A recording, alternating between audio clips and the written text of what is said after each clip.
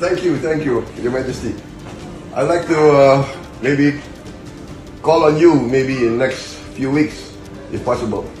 Ahlan wa sahlan, and when the time is right, I want to come and visit you and congratulate you in person. I am so happy for you, and I know that your country needs you. I've needed you for a long time, and I couldn't be prouder of my friend.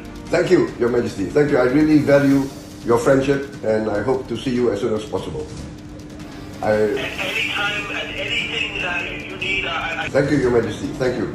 I look forward to see you again. Well, I have fond memories. I think please call me Abdullah. I have fond memories of Aman. Fond memories of Aman. I have fond memories of you too, my dear friend, and I'm so hearing your voice today put me in a very good mood. Thank you so much. My best regards to Her Majesty. My best regard to Her Majesty and to Prince Faisal, Prince Ghazi. I would like to meet them all again. I would love to. I told my wife today that I was calling you, and she was so excited. She sends her best wishes, my dear friend. We'll see you soon, either in my country or yours. Thank you, Your Majesty. Thank you. Great honor. Take care. Great Take honor. care. Thank you. Take care. Thank you. Bye-bye. Bye.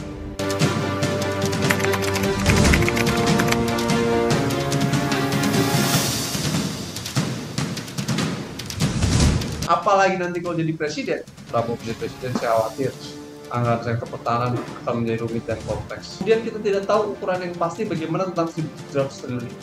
Yang kita tahu, realisasi pengadaan alutsista justru menimbulkan banyak persoalan. Bagaimana membongkar 3 aktor itu dalam proses anggaran sektor pertahanan yang akuntabel? Mungkin bisa tanya Menteri Keuangan Ibu Sri Mulyani. Nanti kalau udah turun jadi Menteri Keuangan bisa cerita di Pak Prabowo tidak membuat apa yang disebut dengan buku putih pertahanan atau Defense White Paper. Buku putih pertahanan itu menjadi penting untuk menjadi catatan bagi publik internasional, khususnya negara-negara di kawasan, bahwa kekuatan pertahanan di Indonesia itu tidak mengancam kekuatan pertahanan negara-negara lain. Yang perlu kita khawatirkan sekarang lebih parah adalah tentang rencana Menteri Pertahanan untuk membangun struktur komando teritorial di seluruh provinsi di Indonesia. Pak akan menambah 22 struktur komando teritorial baru. Sekarang kita sudah memiliki 15. Ini yang saya katakan, ini jelas-jelas melanggar Undang-Undang TNI. Perlahan pada era sekarang, TNI kembali lagi untuk bisa kembali duduk di jabatan sipil. Lebih fungsi, struktur teritorial dibangun. Kenapa? Karena struktur itu dari gubernur pusat sampai desa. Struktur politik TNI pada era Orde Baru. Hari ini kita tahu bahwa Menteri Aparatur Negara menyatakan sedang menggodok aturan lebih lanjut tentang Undang-Undang ASN yang membolehkan militer masuk di jabatan sipil. Ini jelas-jelas mengembalikan fungsi ABRI kembali, Mas. Pasti tentang dominasi militer dalam politik akan.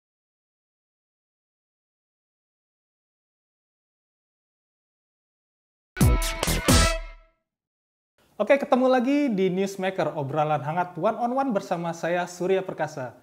Mantan Gubernur Lemhanas, Andi Wijayanto, mengatakan selama Prabowo Subianto menjadi Menteri Pertahanan, ternyata Prabowo hanya merealisasikan 13% dari total pembelian alutsista era Presiden Jokowi 2014 sampai 2024. Sedangkan mayoritasnya, sekitar 87% pembelian alutsista dilakukan di era Menteri Pertahanan Ria Mizard Triakudu. Data Lemhanas ini menarik, sebab sejak awal menjabat Menhan, Prabowo sempat usul ke Presiden belanja alutsista naik jadi 1.700 triliun rupiah. Namun yang lebih menarik lagi, dalam visi dan misi Capres-Cawapres ketika Prabowo Gibran maju, tidak ada penjelasan tentang pengadaan alutsista ketika Prabowo nanti menjadi presiden. Pertanyaan utamanya adalah, benar atau tidak Prabowo sedang melakukan pengadaan alutsista secara besar-besaran?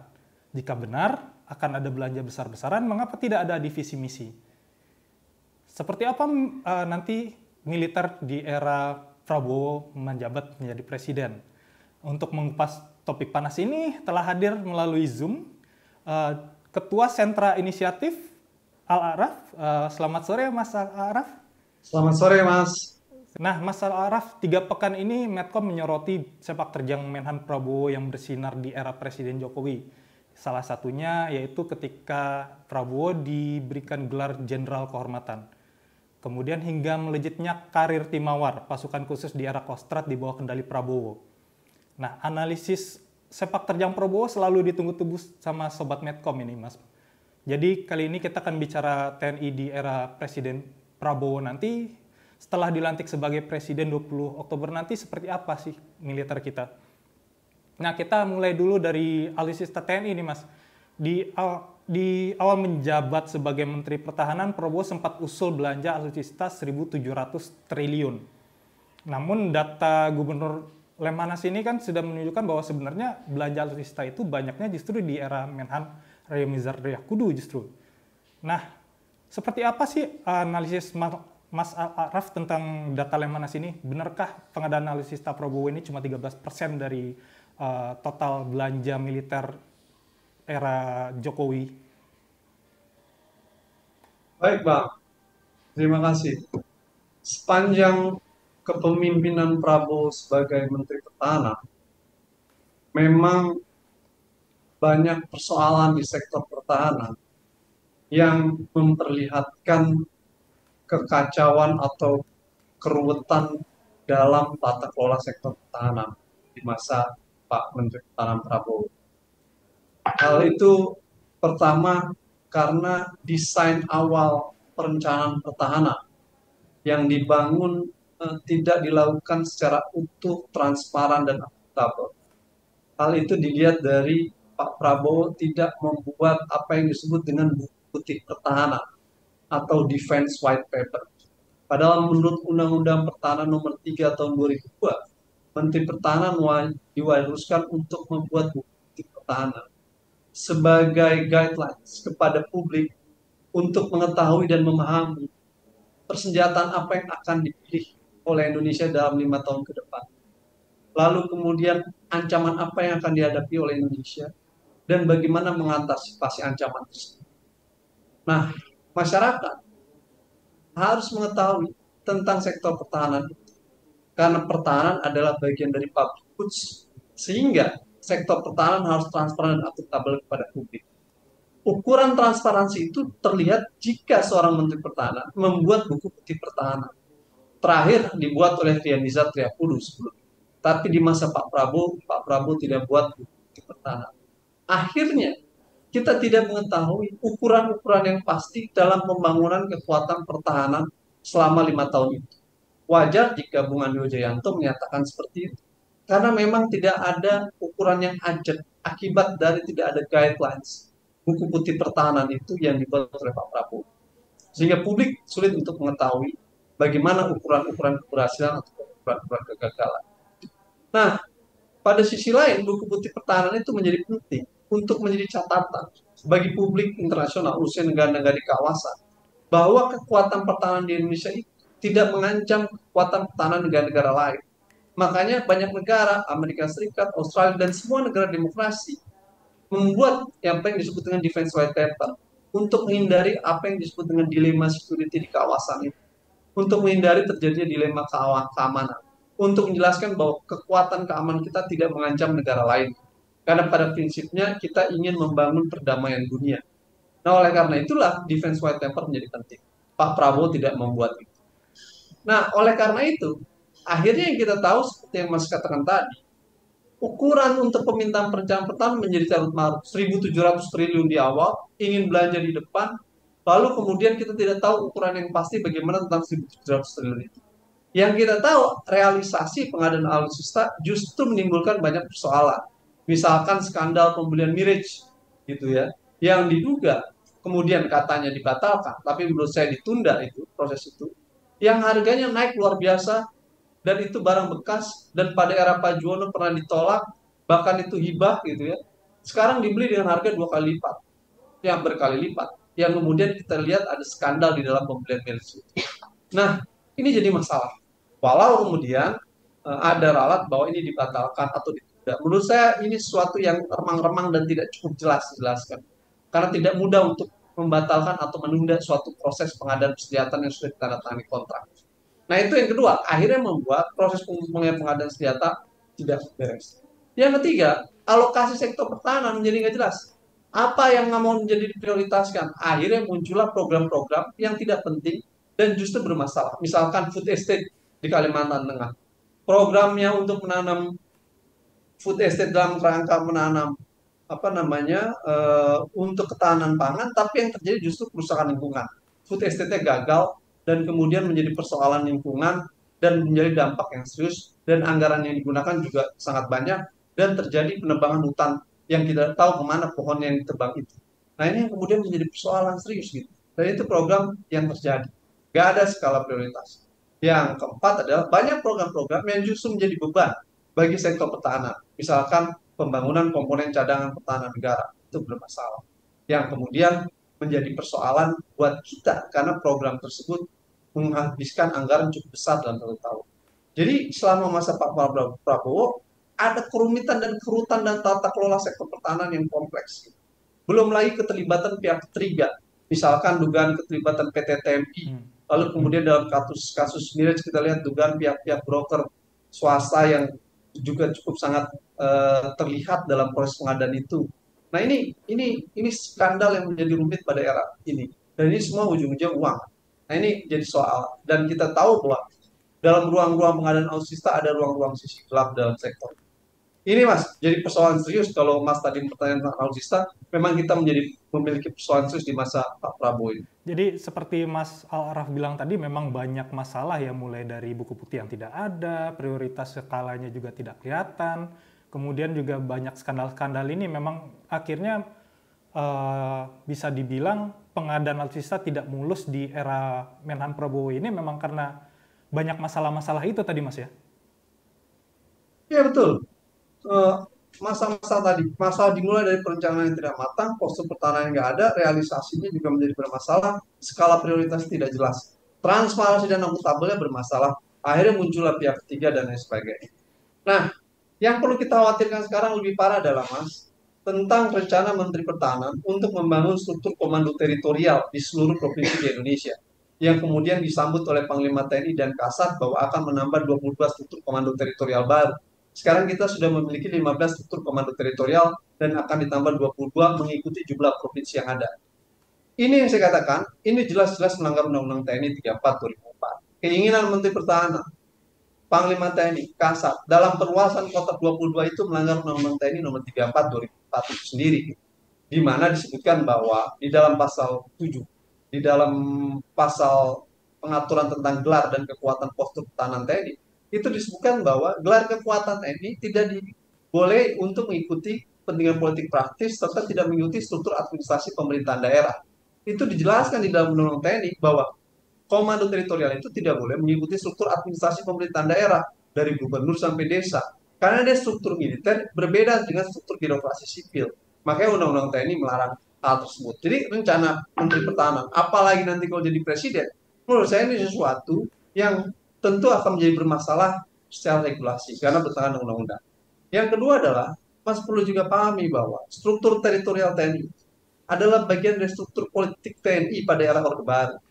Memang dia pernah dibentuk pada era Orde Lama pada masa Nasution untuk menghadapi agresi militer dan juga menghadapi perdagangan dalam negeri.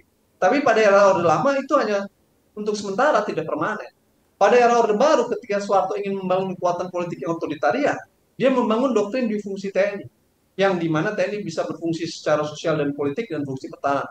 Akhirnya militer mendominasi politik pada era Orde Baru dan menjadi penopang rezim otoritarian Soeharto. Apa struktur yang digunakan oleh Soeharto dan Orde Baru dalam menopang rezim otoritarian? Ada struktur teritorial. Jadi doktrinnya namanya difungsi, struktur teritorial dibangun. Kenapa? Karena struktur itu dari gubernur pusat sampai desa. Dia bisa memantau dan mengontrol pergerakan masyarakat. Ini yang kemudian menjadi berbahaya dalam dinamika politik era Orde Baru. Makanya ketika reformasi bergulir, ada 3 tuntutan terkait dengan agenda reformasi militer. Ini pertama, menghapuskan difungsi ABRI, jadi TNI tidak boleh berpolitik, TNI hanya fungsi pertahanan. Yang kedua adalah keluarkan militer dalam fungsi-fungsi di parlemen dan jabatan sipil, gubernur, DPR dan lain sebagainya, sehingga militer tidak lagi duduk di jabatan sipil. Yang ketiga adalah cabut restrukturisasi komando teritorial, merubah struktur teritorial tadi itu. Karena struktur teritorial itu struktur politik menghadapi demo mahasiswa, demo buruh dan lain sebagainya. Di masa reformasi, doktrin difungsi dihapus. TNI fungsinya hanya pertahanan atau dalam Undang-Undang 3 2002. Tapi perlahan pada era sekarang, TNI kembali lagi bisa kembali duduk di jabatan sipil, diatur di dalam Undang-Undang ASN. Hari ini kita tahu bahwa Menteri Aparatur Negara menyatakan sedang menggodok aturan lebih lanjut tentang Undang-Undang ASN yang membolehkan militer masuk di jabatan sipil. ini jelas-jelas mengembalikan fungsi ABRI kembali, Mas. Yang pada era tersebut kan ABRI bergabung menjadi satu kesatuan bersama dengan TNI dan Polri. Hari ini juga diperbolehkan dalam Undang-Undang ASN TNI dan Polri untuk di jabatan sipil. Menurut saya ini mengembalikan fungsi ABRI. Yang kedua, kekuatan difungsi kembali ditopang dengan perluasan 22 komando teritorial. Jadi lengkap nih. Sebelum menjadi presiden, semua perangkat dan persiapan menuju rezim-rezim yang seperti masa lalu sedang dibangun. Rezim-rezim yang otokratik sedang dibangun. Militer boleh kembali duduk di jabatan sipil, struktur teritorial diperkuat menjadi 22. Nanti setelah ini akan revisi Undang-Undang TNI Nomor 34 2004, pembentukan rancangan Undang-Undang Keamanan Nasional. Maka kita akan melihat secara perlahan tapi pasti tentang dominasi militer dalam politik akan kembali. Ini prediksi saya yang tentu akan semakin terang benderang jika kemudian kita akan melihat pada era Prabowo kalau kemudian nanti menjadi presiden. Kita masih menunggu keputusan dari KPU itu, Mas. Ini sesuatu yang berbahaya sesungguhnya belakangan ini ya, tentang penguasaan komando teritorial, dan apalagi yang kemudian yang terbaru adalah pengesahan TNI Polri boleh duduk jabatan sipil. Ini jelas-jelas mengembalikan difungsi. Ya Mas, untuk melanjutkan yang sudah Mas jelaskan tadi, sebenarnya ini untuk mengejar pengaruh atau untuk mengejar anggaran sih sebenarnya untuk memfungsikan kembali TNI dan Polri ini dan masuk ke dalam struktur sipil sebenarnya? Di dalam rezim-rezim politik yang baru mengalami proses demokrasi, gitu, seperti di negara Amerika Latin, Eropa Timur, ataupun juga negara Asia Tenggara, selalu ada yang disebut dengan bandul politik. Bandul politiknya bisa maju ke depan atau juga bisa mundur ke belakang. Biasanya, di era-era 25 tahun pasca rezim otoritarianisme, negara-negara yang maju proses demokrasi, yang terjadi adalah kemudian proses-proses tersebut bisa mengalami kemajuan dan juga bisa mengalami kemunduran. Nah, saya melihat bahwa ada kemunduran dalam proses demokrasi di Indonesia. Bandul politiknya kembali ke belakang, di mana militer kembali mendapatkan ruang dan peran dalam ruang-ruang baru dalam struktur teritorial, kembali jabatan sipil, dan difungsi ABRI kembali.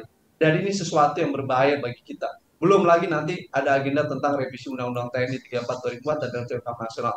Masyarakat sipil, kekuatan kelompok demokrasi harus bersatu mengantisipasi kembalinya ruang-ruang politik yang mencerminkan militerisme menguat, dan ini harus diantisipasi secara serius untuk menyelamatkan demokrasi kita.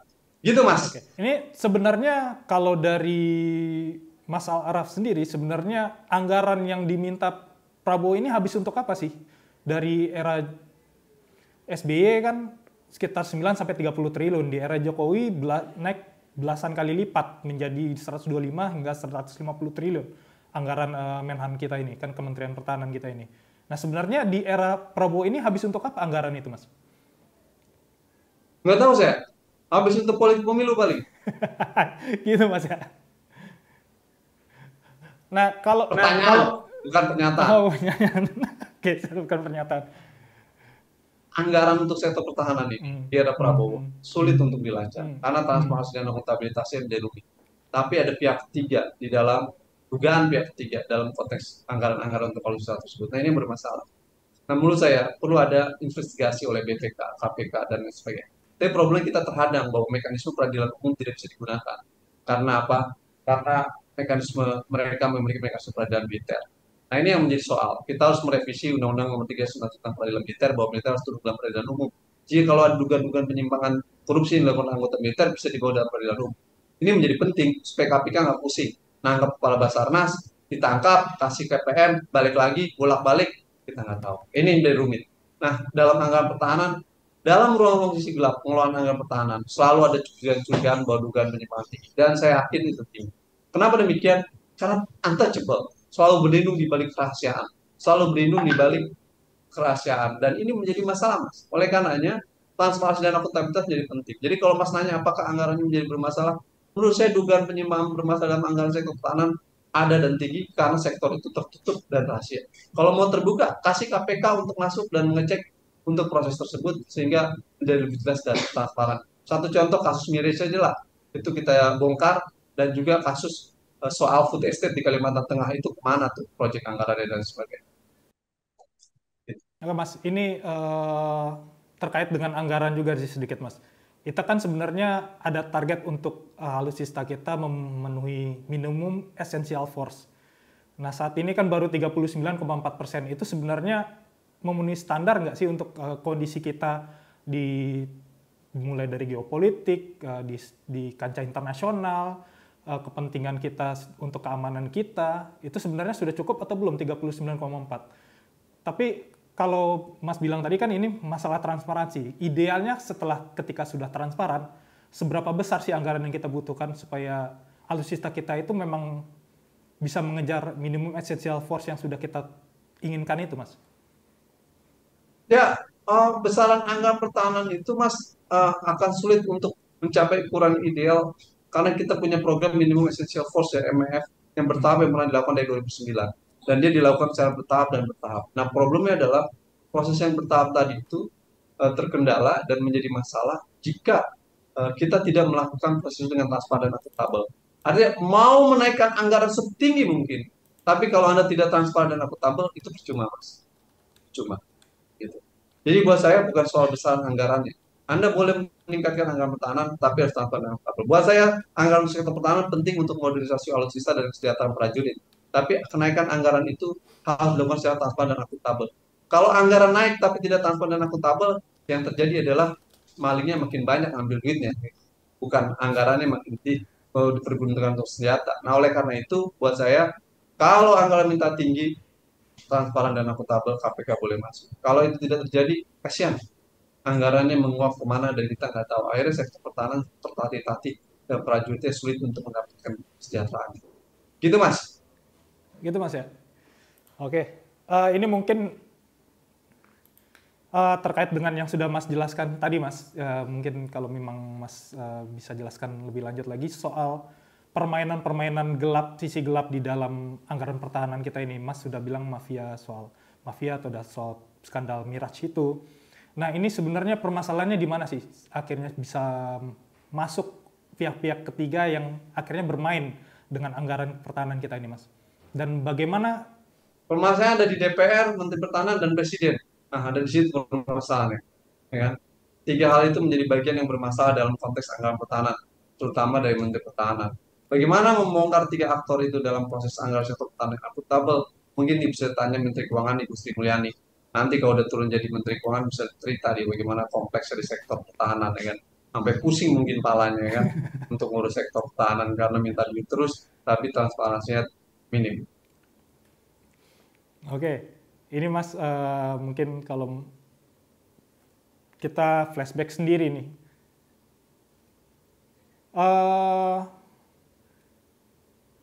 Ini sebenarnya yang 1.700 triliun itu ambisi alutsistanya Prabowo atau memang keinginan Jokowi yang berusaha dirahasiakan Prabowo, cuma banyak permasalahan karena pertemuan skandal itu, tidak transparan itu, buka putih yang tidak ada itu.